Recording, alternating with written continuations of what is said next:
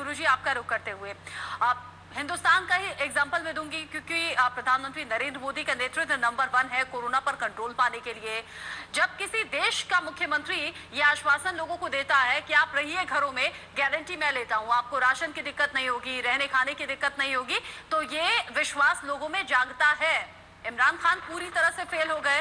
तो एक कठपुतली सरकार चल रही है और लगातार उसमें और सेना के बीच में टसल चल रही है, और ये एक ओपन सीक्रेट है कि जो पाकिस्तान के प्राइम मिनिस्टर इमरान खान है, ये बेसिकली सेना के स्टूज हैं, और वहां पर जो कट्टरपंथी हैं वो एक साइड में है, सेना बाजवा जी के नियंत्रण में दूसरी तरफ है, आईएसआई और सेना एक हो चुके हैं इस वक्त वहां पर। तो वहां एक अजीब इक्वेशन चल रही है, और इसकी लड़ाई में इमरान खान फंस गए हैं, और इमरान खान के पास वो कैरिज्मेटिक ना पर्सनैलिटी है, ना उनके पास वो नेतृत्व क्षमता है कि वो लोगों को एक राष्ट्रीय क्राइसिस में तैयार कर सके।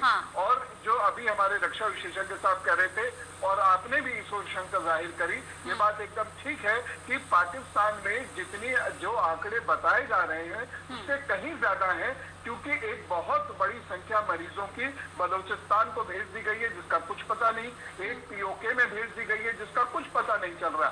ये तो कुछ इलाकों में जो लगभग अर्बन और सेमी अर्बन एरियाज हैं, वहां का हमें हमारे पास पता चल रहा। गुरुजी, आंकड़े छिपाना ही एक अपराध नहीं है, बल्कि वहां की आवाम को भी भ्रमित करने की कोशिश यहाँ पर हो रही है। एक बार फिर से तख्ता पलट के आसार नजर आ रहे हैं। एक तरफ टीवी चैनल्स पर एंकर्स के जरिए फंड जुटाया जाता है, मौलानाओं को बिठाकर रुला रहे हैं, फंड इकट्ठा कर रहे हैं, लेकिन जिम्मेदारी के नाम पर कुछ नहीं, वो सारी फंडिंग आतंकियों को हो रही है।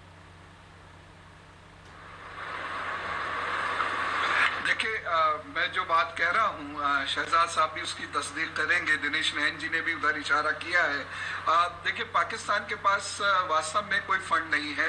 पाकिस्तान की जो सबसे महत्वपूर्ण दुकान चलती थी वो मर्सिनरीज से चलती थी। ये टेररिस्ट को बेचते थे, उनकी सर्विसेज को बेचते थे।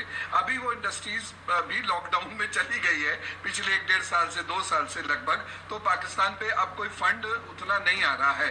और जो देश पाकिस्तान की मदद भी करते थे, अब वो पाकिस्तान की मदद नहीं कर पा रहे हैं, तो लिहाजा पाकिस्तान पर कर्जा दिन ब दिन बढ़ता चला जा रहा है।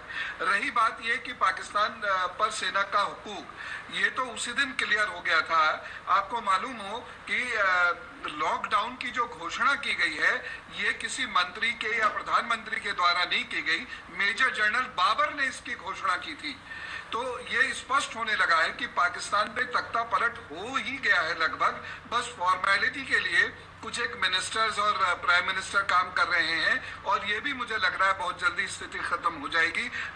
जनरल बाजवा और आईएसआई मिलकर बहुत जल्दी पाकिस्तान पर कब्जा कर लेंगे, पाकिस्तान की हुकूमत पर कब्जा कर लेंगे।